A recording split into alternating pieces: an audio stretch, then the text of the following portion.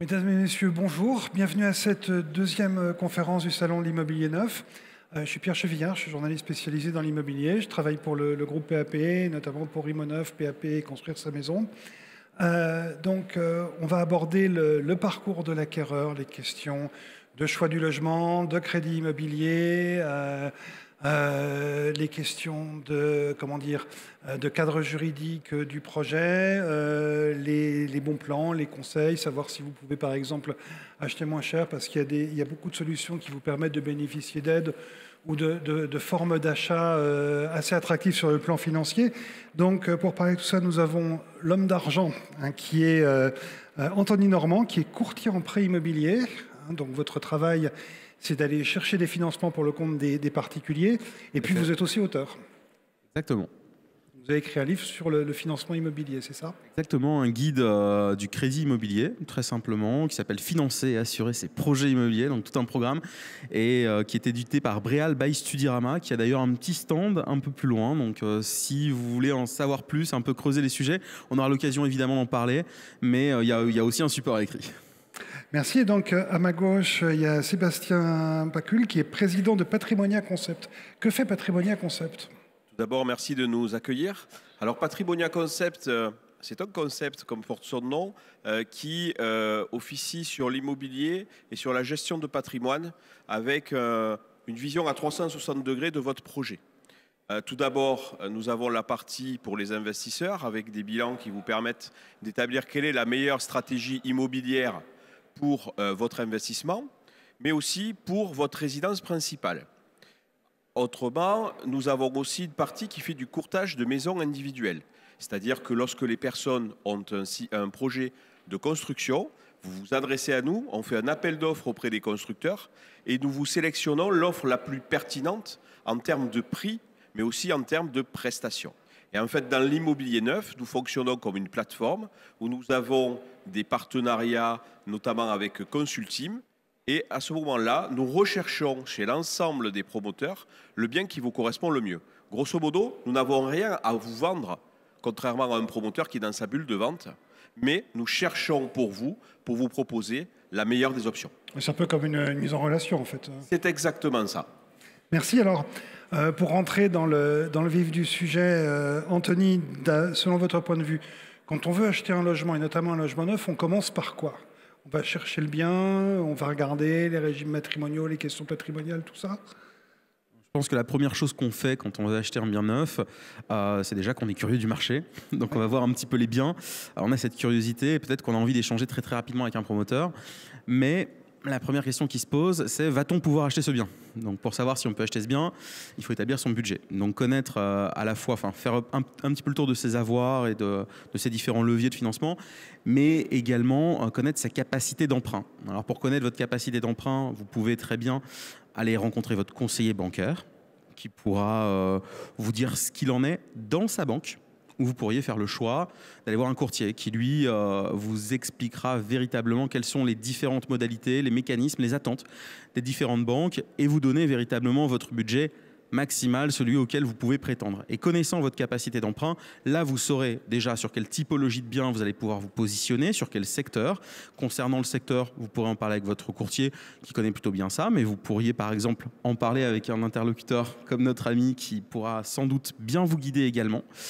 Et ensuite, on attaque, c'est-à-dire que dès que vous commencez à visiter des biens, à chaque fois, ou à visiter des biens, ou en tout cas à regarder des projets auprès de promoteurs, vous rapprochez de votre courtier, vous lui donnez le montant du bien, et lui à chaque fois se fera un plaisir de vous établir une attestation de faisabilité du financement qui rassurera le promoteur, qui se dira « Ok, je ne suis pas face à quelqu'un qui est venu les mains dans les poches, je suis face à quelqu'un qui a un petit peu anticipé, qui a un petit peu fait le boulot, et donc vous aurez plus de chances d'avoir accès à ce bien. » Et ensuite, on déroulera sur toute la partie financement, etc. Mais c'est ça, en fait, l'idée, c'est vraiment d'anticiper et de bien préparer son financement. On sait qu'aujourd'hui, il y a beaucoup de refus de crédit. Est-ce que ça tient aussi au fait qu'il y a des gens qui arrivent qui ne sont pas assez préparés? Ah bien sûr, vous avez des gens qui pensent qui pensent assez spontanément que puisqu'ils ont une bonne relation avec leur banque, que ça s'est toujours bien passé, pas d'abus sur les découverts, pas d'appétence particulière précédemment pour le crédit, il suffit d'aller voir son banquier, a priori on aura ce qu'il faut. En vérité, c'est pas le cas. On a subi une crise du financement assez forte l'année dernière. Près d'un dossier sur deux était refusé, et quand on dit un dossier sur deux, il faut bien préciser que c'est des dossiers qui ont été présentés. Donc vous avez aussi beaucoup de courtiers qui font un travail en amont, qui est de dire, écoutez, ça va être compliqué de présenter votre dossier, on ne va pas y aller tout de suite, on va faire attention. Donc je dirais que, à la louche, 3 projets sur 10 l'année dernière ont abouti. Alors c'est beaucoup plus facile aujourd'hui que l'année dernière, puisqu'on a une relevée du taux d'usure, alors on montrera peut-être dans ces détails techniques un peu plus tard, mais qui permet de faciliter un peu plus les dossiers. Mais oui, avant toute chose, préparez-vous. La première étape, c'est de composer son équipe, c'est de choisir ses interlocuteurs. On le fait tous dans sa vie. Je pense que dès qu'on entre dans la vie adulte, il faut se trouver un bon médecin, un bon notaire, un bon avocat pour tous les sujets qu'on va être amené à rencontrer. Et ça vaut le coup aussi de rencontrer un bon agent immobilier, un bon courtier, un bon promoteur. Déjà, voilà, de travailler son projet en amont, travailler son dossier pour être sûr qu'il ira au bout et qu'on ne va pas se heurter à des problématiques. Oui. Et quand ce n'est pas possible, vous le dites. Quand c'est pas possible, on le dit. On a un devoir de transparence. Ce qui est très rassurant aussi pour les clients, c'est que tous vos interlocuteurs ne seront payés qu'à une seule et unique condition, c'est que votre dossier il aille au bout.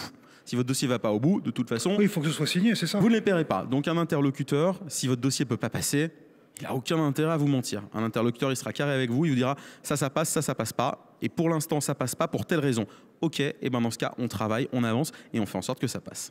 Oui, d'ailleurs, par exemple, ça peut être j'ai pas assez d'apport personnel, peut-être que ça vaut le coup d'attendre quelques mois, le temps de gonfler l'apport personnel, c'est ça l'idée? Oui, parfois il faut monter un petit peu son apport, parfois il y a des évolutions professionnelles qui sont attendues, et puis parfois aussi tout va bien, tout est au vert, on y va tout de suite et on ne va pas s'en priver. Hein.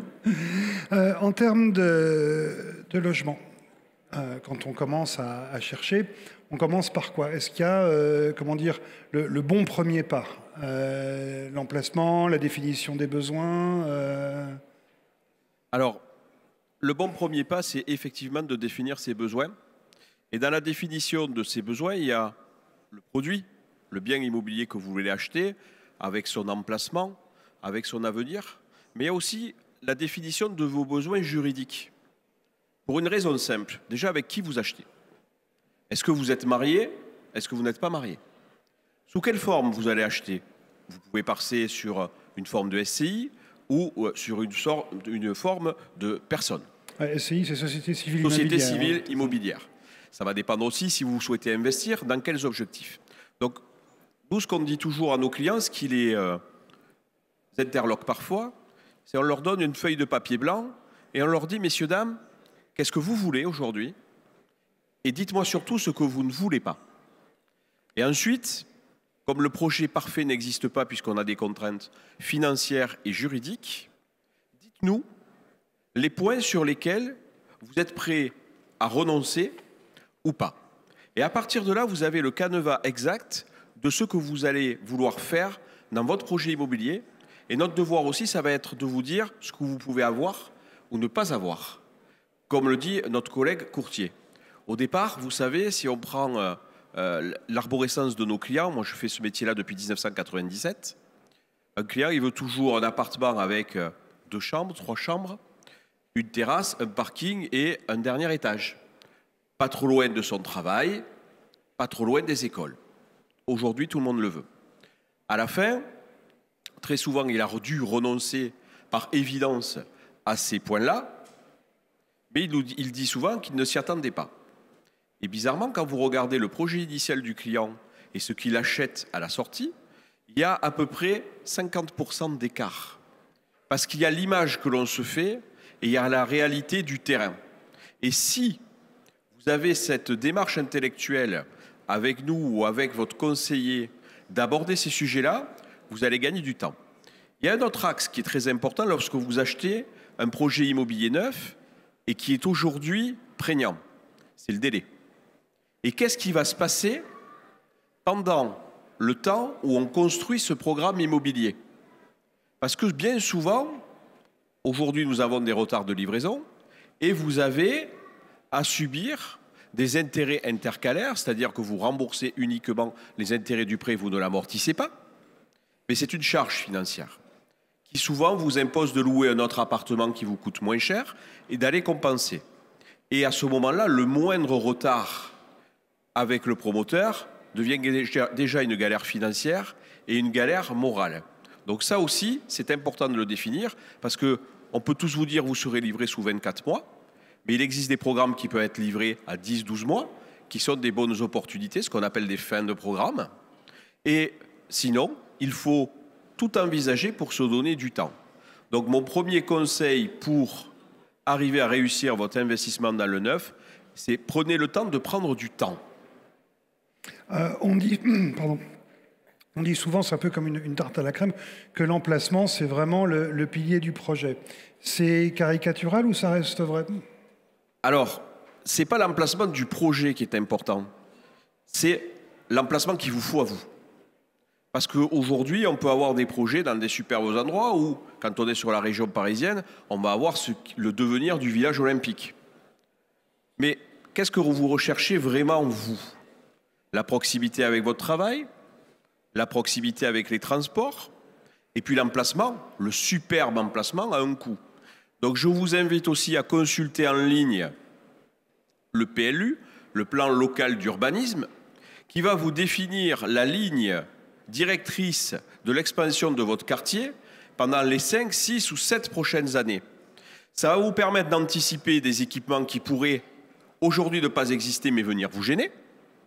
Ça va vous permettre d'anticiper les futurs transports et, si vous me suivez peut-être, vos futures plus-values.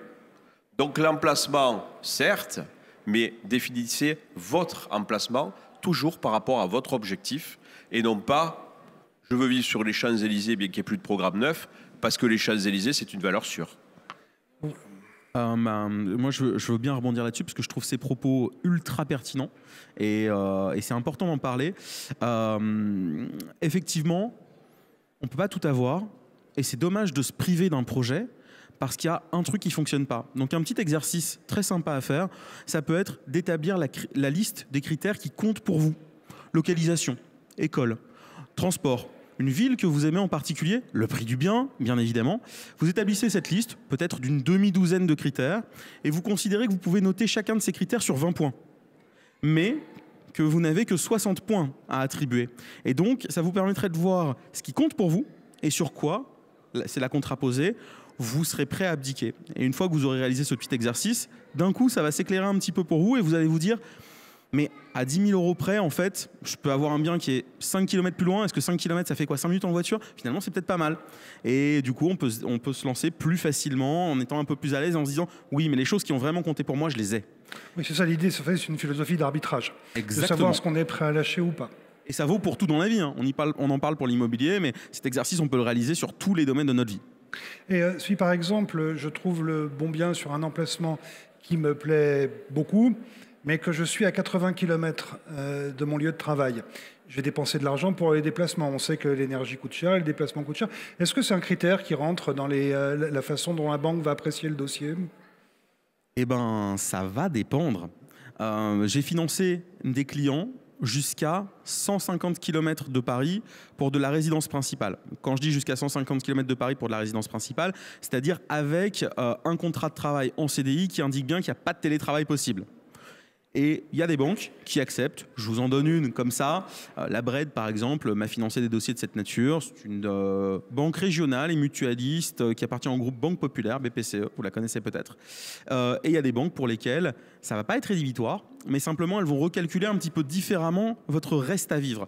Ce que la banque estime, c'est que par membre de votre foyer, après paiement de votre mensualité, il faut qu'il vous reste pour vivre environ 600-700 €. En revanche, si vous avez des déplacements qui sont importants, eh bien effectivement, là, la banque va peut-être se dire « Ouh là là, 700 €, c'est pas mal, mais on va peut-être monter à 800, 850 ». Donc effectivement, il faudra y faire attention et c'est là qu'un courtier pourra peut-être vous orienter vers la bonne banque, celle qui vous facilitera les choses. Et sur le choix du bien proprement dit, parce qu'on achète quand même un logement sur plan avant qu'il soit construit, donc c'est pas forcément évident, on est quand même dans du virtuel. À quoi il faut faire attention? La première des choses, c'est la qualité du promoteur. Quelle est son existence sur le marché? Qu'est-ce qu'il a fait auparavant? Quelle est sa solidité financière? Puis aujourd'hui, nous avons quand même un outil qui a ses travers, mais les avis Internet comptent énormément. Première des choses. Deuxième des choses, la notice descriptive. Un promoteur, lorsque vous achetez un bien immobilier, est tenu de vous livrer une notice qui va vous expliquer avec quoi est construit votre appartement, avec quoi est construit le bâtiment. Ça va aller de la qualité et de la taille du carrelage à la marque de la robinetterie. Là aussi, vous allez pouvoir juger de sa pertinence. Ensuite, gros promoteur égale garantie financière, petit promoteur égale danger sur ces risques-là de garantie financière. Un promoteur doit avoir une garantie de parfait achèvement. Je crois qu'on y viendra tout à l'heure. Décennale, dommage ouvrage, biennale. Toutes ces garanties-là sont obligatoires et sont régies par un contrat que vous allez signer et vont être très clairement mentionnées. Donc déjà, dans le choix de votre logement ou de votre opérateur, le promoteur. Et ensuite, de vérifier aussi ce qui se passe sur les autres chantiers qu'il a construits. Aujourd'hui, un promoteur qui a pignon sur rue a toujours 4 ou 5 programmes qui se font autour de votre zone de chalandise. Allez voir la tenue du chantier, discutez un peu, et vous aurez vite les remontées par rapport à ça. On n'a pas le droit de rentrer sur le chantier sans autorisation quand même. Hein. C'est évident, mais des fois il suffit de se balader au bord des barrières pour voir si un chantier est bien tenu ou pas, ou si la personne qui tient le tabac à côté vous dit que ce chantier, on voit personne qui y travaille depuis 18 mois, par exemple, ou si la grue est à l'arrêt. Je vous parle de ça, ça fait sourire certains, mais ça existe. Et il faut faire attention, bien que vous avez, malgré ce qu'on peut en penser, bien plus de garanties de réussir votre projet dans le neuf et d'assurance qui vous couvre que dans l'ancien. Dans l'ancien, lorsque vous signez un compromis de vente, il est marqué « L'acquéreur s'engage à prendre le bien dans l'état où il se trouvera le jour de l'acte authentique pour l'avoir vu et visité. » 3 mois après, avec une revisite qui dure environ 10 minutes. Pas de décennale, pas de biennale, etc. Alors vous allez dire évidemment, oui, mais on paye un petit peu plus cher. Mais lorsque je le ramène à 10 ans avec les surprises qu'il peut y avoir, c'est compliqué. Deuxième chose aussi très importante dans l'aspect d'un bien neuf que vous achetez. Une question, qui sera le syndic? Parce que le syndic, c'est lui qui va réceptionner les parties communes. Vous allez réceptionner les parties privatives, l'appartement, et le syndic va réceptionner les couloirs, les ascenseurs, les espaces verts, les toitures, quand il y a des toits terrasses pour les garages. Et si le syndic est par exemple la filiale du promoteur, il est moins regardant dans cette réception-là. Et vous avez aussi un regard à avoir sur les frais qui pourront vous être pris, parce qu'il y a des syndics aujourd'hui qui sont très clairement chers et ça a un impact sur votre budget. Donc regardez aussi quel est le montant prévisionnel des charges. Regardez enfin si vous pouvez bénéficier d'un abattement de la taxe foncière, certaines communes le pratiquent encore pendant 2 ans, ou pas, parce que ça vous change aussi une partie du budget. Alors moi je raisonne avec mon accent de sudiste et mon cerveau de sudiste où chez nous les taxes foncières sont de l'ordre de 2 500 € par an pour un appartement. Dans la région parisienne, comme économiquement vous êtes plus fort que nous, c'est beaucoup moins cher. Mais quand on est sur 2 ans chez nous à 5 000 €, oui, c'est beaucoup. Ça fait quelques mensualités que monsieur va vous demander pour financer un intérêt intercalaire. Et vous parliez de garantie d'achèvement tout à l'heure, ça veut dire qu'on a la certitude que le programme va être achevé? Alors, quand vous allez entrer sur une commercialisation d'un appartement, vous allez avoir des gens qui vous disent vous pouvez émettre une réservation, des fois une option, ou signer, acter chez le notaire. Ça dépend des étapes du programme. Il y a une garantie qui s'appelle la GFA pour un promoteur, c'est la garantie de fin d'achèvement. C'est-à-dire que les banques lui disent d'accord, on te finance ton projet, mais à la condition que tu aies vendu, selon la taille du promoteur, 50, 60, voire 70% des lots. C'est-à-dire que tu aies des clients qui se soient engagés fermement pour acheter. Sinon, le projet ne part pas. Tant que le promoteur n'a pas obtenu cela, le notaire ne peut pas vous convoquer à l'acte authentique. Puisque l'acte authentique, c'est le moment où vous devenez propriétaire de votre logement, mais pas détenteur puisqu'il n'est pas encore construit. Donc, cette première garantie, c'est l'assurance pour vous que quoi qu'il en coûte, comme dirait le président, vous serez livré de votre logement puisqu'à ce moment-là, même si le promoteur venait à faire faillite, votre assureur prendrait en charge la finition de cette construction et vous auriez donc un ouvrage conforme à ce que vous avez défini. Ensuite, lorsque vous êtes livré, vous avez votre garantie décennale, c'est sur le gros œuvre.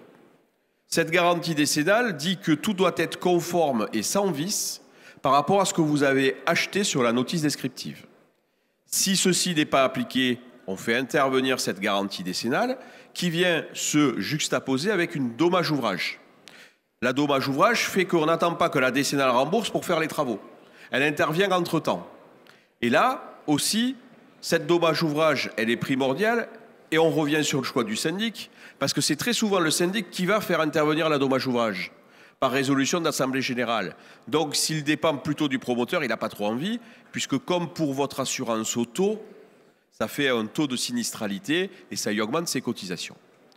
On a parlé de la décennale qui est sur les murs de votre appartement, la biennale sur la robinetterie, sur la douche, etc. C'est 2 ans.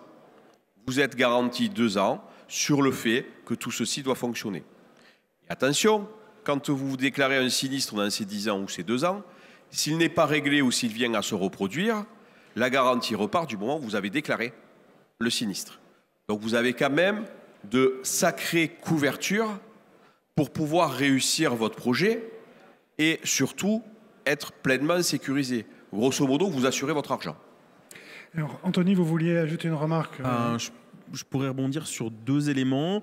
Premièrement, les fameux actes authentiques qui parfois se signent un petit peu tard. Ça, il faut y faire attention parce que dès que vous allez signer votre contrat de réservation, vous avez vu le projet, ça y est, vous engagez à acheter, c'est le contrat de réservation. Eh bien, votre courtier ou votre banquier va initier les démarches pour vous obtenir le financement et donc votre fameuse offre de prêt. Alors, c'est un petit abus de langage, une offre de prêt, c'est véritablement votre contrat de crédit. Mais cette offre de prêt, elle a une validité de quelques mois seulement. Et quand la signature de l'acte authentique intervient très tardivement, eh bien, parfois, on est obligé de proroger l'offre de prêt. Et les banques ne le font pas toutes aux mêmes conditions et parfois ça peut être un petit peu compliqué. Donc c'est bien aussi de ne pas forcément arriver trop tôt sur un programme qui risque d'avoir un petit peu de difficulté à se financer. Parfois c'est bien d'arriver tôt quand même parce qu'on a des frais de notaire réduits, des petits avantages. Donc, mais en tout cas, il faut travailler en bon équilibre et si vous sentez que le projet effectivement peut un peu tarder, votre courtier saura vous orienter vers une banque qui sera capable de proroger plus facilement votre offre de prêt que certaines banques dans lesquelles les délais seront assez courts. Donc ça, il faut y faire attention. Et concernant le côté rassurant du neuf sur l'ancien, pour moi, le neuf va être très rassurant au sujet notamment des critères énergétiques. Parce qu'on le sait, la loi climat a désormais cours. La loi climat, c'est tout un dispositif de contraintes qui vont vous empêcher de louer votre bien s'il ne répond pas à certains critères énergétiques. Alors, on ne va pas rentrer dans le détail, mais vous le retrouvez très facilement sur Internet. Vous tapez loi climat et vous cliquez sur images dans Google et vous aurez un petit schéma année après année de ce qui va se passer pour la location. Donc au moins quand vous achetez un bien neuf, vous savez qu'il va respecter les critères énergétiques et que là-dessus vous serez tranquille. Par contre, un bien dans l'ancien, c'est rassurant quand même sur d'autres choses. Alors certes, vous engagez à l'acheter au moment, à l'acheter dans l'état où vous l'avez vu lors de la visite, ça c'est tout à fait vrai, mais vous avez quand même une batterie de diagnostics techniques qui doit être établie avant la signature de votre compromis de vente, auquel vous avez accès, qui seront notamment relus par votre notaire, qui fera très attention à tous les détails. Vous avez les PV d'assemblée générale, donc vous savez si vous êtes dans une copro qui est saine, si vous achetez un immeuble évidemment, enfin si vous achetez dans un immeuble, vous savez si vous avez une copro qui par exemple quand il y a des travaux, va les voter pour qu'au moins le bien garde sa valeur, l'immeuble garde sa valeur et que tout diminue pas. Vous savez comment c'est géré. Pareil, le syndic, bon, il peut être amené à changer. Les contrats de syndic, c'est souvent 3 ans. Mais si le syndic il fonctionne bien, vous le savez aussi. Donc parfois, avoir une antériorité sur un bien, ça peut aussi être rassurant. Ça peut être des gros travaux de rénovation, mais parfois c'est rassurant aussi. Donc à voir, il y a des avantages dans les 2 cas. Merci. Justement, Anthony nous parlait des avantages techniques dans le neuf. Est-ce que vous pouvez nous en dire quelques mots sur la qualité, les réglementations, le classement sur l'étiquette énergie, etc., etc. Aujourd'hui, vous avez une qualité dans le neuf qui est énergétiquement parlant, j'ai envie de vous dire, surclassée. C'est-à-dire que demander plus aux promoteurs, c'est quasi impossible pour eux, sauf à le répercuter dans un coût qui deviendrait extrême. Et une des difficultés des promoteurs aujourd'hui, c'est justement ça, c'est de supporter le coût du foncier et le coût de l'énergétique. Ce qui veut dire que vous allez avoir une note qui va être très, très, très sensiblement plus basse que dans l'ancien. C'est une évidence. Après, il faut regarder le système de chauffage, parce qu'aujourd'hui, on est énormément sur des systèmes de chauffage collectifs qui sont assez innovants, qui a son avantage, c'est qu'il est à la charge de la copropriété, donc pour vous, c'est quand même un confort d'entretien, confort de fonctionnement, mais qui a aussi un inconvénient, c'est que vous ne pouvez pas maîtriser totalement ce que vous souhaitez chez vous. Est-ce un bien, est-ce un mal? À chacun de le déterminer. Après, ça consomme très peu quand même, à la base. Ça consomme très peu. Aujourd'hui, vous allez vous retrouver avec des notes d'électricité qui vont être de 100, 120 euros sur un logement neuf. Par an? Non, pas par an. Mais 100, 120 euros quand vous prenez l'abonnement et que vous voyez le poids de l'abonnement, c'est juste énorme et ça ne sera pas amené, excepté le coût du kilowattheure, à venir poser problème. Beaucoup de gens parlent de la climatisation, c'est un sujet d'actualité avec les canicules. La climatisation dans les appartements neufs, si vous fermez vos fenêtres correctement, on peut s'en passer sur les dernières normes énergétiques. Franchement, vous rentrez dans un appartement qui est fermé comme nous on le fait puisqu'on en loue régulièrement. Vous l'avez fermé pendant une semaine, vous êtes en plein été, vous êtes dedans, vous êtes sur une température de 25-26 degrés. Donc il y a quand même un énorme avantage. Et on parle de lois et de normes énergétiques. Mais aujourd'hui, lorsqu'on construit, on construit de plus en plus en urbanisation, dans des périmètres de plus en plus contraints. Et vous avez une isolation phonique du fait de cette énergétique qui est aussi assez colossale. Et ça vous entraîne aussi des coûts d'entretien qui ne pèseront pas dans votre budget à terme, puisque vous avez d'un côté les prix de l'immobilier qui ont monté, les prix de l'énergie qui ont monté, mais cet effet vertueux fait que en face, vous avez une consommation qui baisse et des besoins qui baissent en termes d'entretien, puisqu'il y a 15 ans de ça, il faut quand même se rappeler qu'on livrait des radiateurs, nous les professionnels, on appelait ça des grille-pains. Oui, c'est le convecteur de base. Voilà, le convecteur de base qui vous faisait de l'humidité dans l'appartement, qui vous faisait des taches marron, brunâtres au-dessus de votre peinture, qui vous demandait de chauffer en mode on-off, soit je suis à fond, soit j'ai rien du tout. Il faut quand même saluer l'avancée que les promoteurs ont fait et l'entrain qu'ils y ont mis, certes obligés par les textes de loi, mais on peut quand même reconnaître qu'ils ne se sont pas défaussés et ils n'ont pas essayé de lobbyiser pour baisser les choses. Si on avait fait peut-être les mêmes choses sur l'automobile, on n'arriverait pas aux certaines extrémités de ZFE, etc., qu'on peut voir aujourd'hui. Merci. Et moi, j'ajouterais sur la clim, parce que c'est un sujet auquel je suis sensible. Moi, j'ai habité au 6e étage, sous le zinc, avec du 45 degrés en été, donc l'enfer. J'ajouterais que dans l'ancien, bonne chance si vous voulez la clim, parce que il faut faire des trous en façade et il va falloir que la copro vote. C'est pas gagné. Donc effectivement, si vous voulez un vrai confort en termes de température, le neuf est un vrai avantage, on va pas se le cacher. Pour revenir aux questions d'argent, donc on a signé, on a trouvé le crédit, on commence à rembourser, et dans le neuf, on paye au fur et à mesure de l'avancement des travaux. Est-ce que vous pouvez apporter quelques précisions sur la façon dont ça se passe et comment on gère quand on est en même temps des locataires, par exemple? Attention, usine à gaz, on va parler des intérêts intercalaires. Oui, mais c'est important. Donc sur cette partie-là, vraiment, qui va être un tout petit peu technique, si vous ennuyez, vous me le dites comme ça, parce que comme ça, non, on mais passe vous à allez d'autres très bien questions. le faire, il n'y a pas de souci. Mais en fait, effectivement, pour faire les choses assez simplement, quand vous prenez un crédit, forcément, vous payez des intérêts. Si vous preniez par exemple un crédit à la consommation, vous faites un crédit de 10 000 euros et vous vous dites, avec ces 10 000 euros, je ne sais pas, je veux financer les études de mon fils. Tiens. Eh bien, ce crédit, vous pouvez le prendre quand votre fils il a 12 ans, hein, si ça vous chante. Et les études de votre fils, vous ne les payerez pas donc avant ses 18-19 ans. Mais le crédit, vous commencez quand même à le rembourser parce que finalement, ça ne regarde pas le banquier, lui, il vous a prêté l'argent. Sur un bien immobilier neuf, c'est la même chose. En fait, quand vous allez signer donc votre acte authentique, ça y est, vous devenez officiellement propriétaire de ce bien qui va bientôt sortir de terre. Et le promoteur, lui, il va avoir besoin d'argent pour construire ce bien. Donc vous aurez un planning avec les décaissements successifs des fonds, donc les différents appels de fonds. Le promoteur, petit à petit, va appeler de l'argent auprès de votre banque. Et à ce moment-là, vous allez commencer à payer des intérêts. Alors, les choses étant assez bien faites, l'argent qui partira d'abord de votre apport, sur lequel vous ne payez pas d'intérêt, puisque c'est vos sous. Donc ça, c'est normal. Ensuite, cet argent partira, si vous y êtes éligible, mais vous y êtes très souvent éligible, plus souvent qu'on ne le croit, de votre prêt à taux zéro. Donc des intérêts sur un prêt à taux zéro, je vous laisse deviner, c'est à peu près zéro. Mais ce prêt à taux zéro, qui est une aide fiscale, ne financera pas l'intégralité de votre bien. Il sera accompagné d'un prêt qui, lui, aura un taux, donc un prêt amortissable classique. Et donc ensuite, c'est dans cette dernière réserve qu'on va taper. Et là, si votre promoteur, par exemple, il appelle 100 000 euros sur votre prêt amortissable, si ces 100 000 euros, ils sont à un taux de 3,5%, eh bien, ça vous génère un taux annuel, on fait le calcul, 3 500 euros dans l'année. Et donc ces 3 500 euros, eh bien, tout simplement, si vous voulez connaître vos intérêts mensuels, vous les divisez par 12, ce qui nous fait quelques centaines d'euros.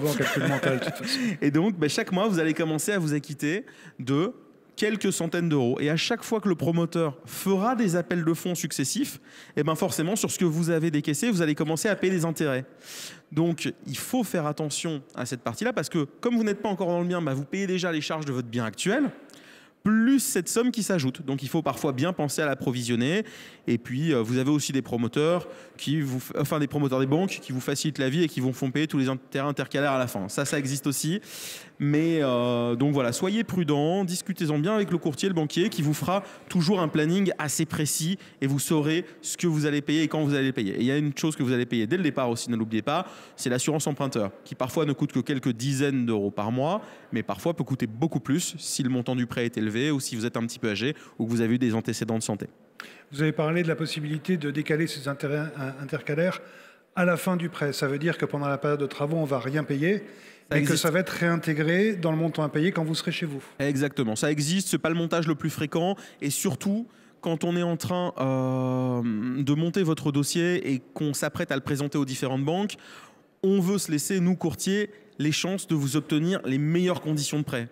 Donc on ne va pas forcément se verrouiller, on va se dire si on finalise le prêt dans une banque qui va bien nous demander de payer progressivement nos intérêts intercalaires, eh bien, si le taux il est 0,50 sous, on ne va clairement pas se priver de le faire parce que le gain à la fin pour vous sera de plusieurs dizaines de milliers d'euros et on y va. Mais on en parlera également avec vous en bonne intelligence.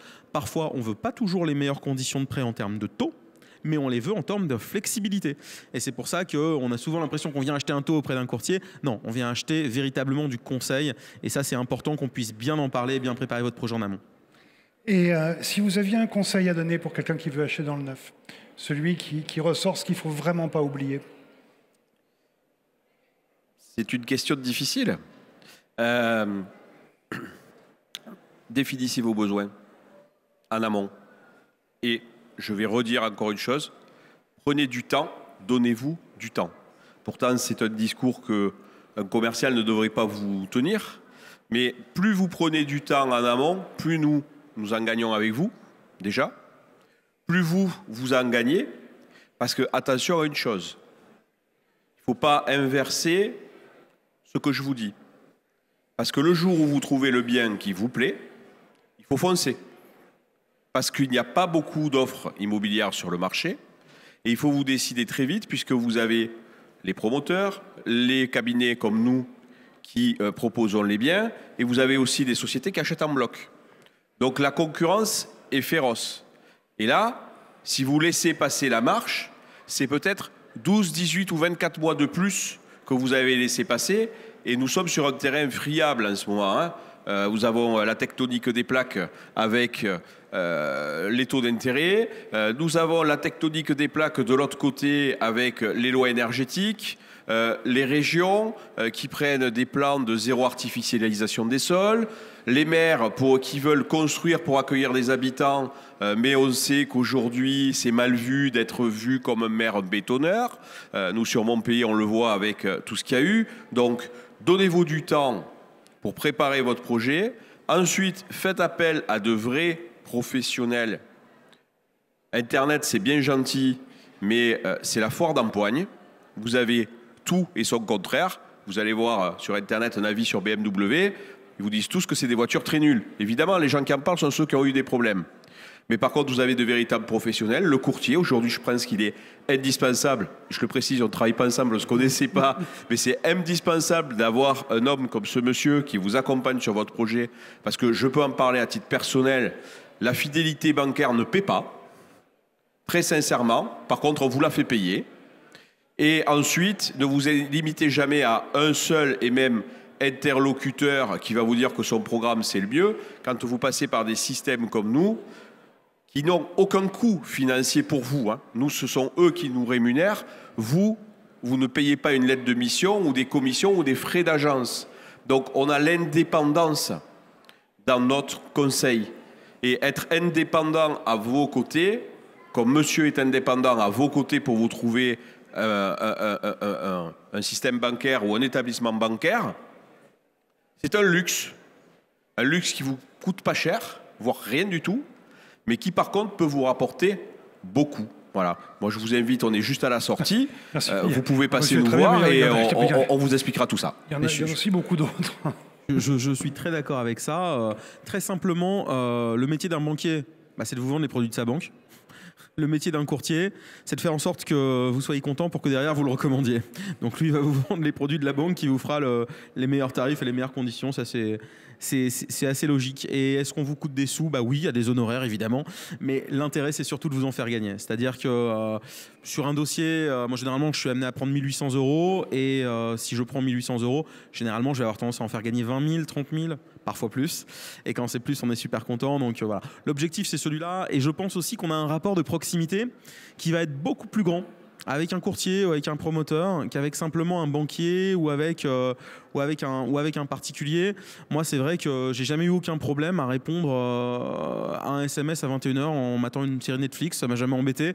Et j'estime que un bon courtier, c'est un type qui a de l'empathie et avec qui on se dit tiens effectivement lui je crois qu'il défend vraiment mon projet, je crois qu'il y croit, je crois qu'il a compris que ça comptait pour moi et finalement à la fin du projet j'irai bien boire un découp avec lui. Merci. Et c'est un peu plus rare que le banquier quand même. Merci.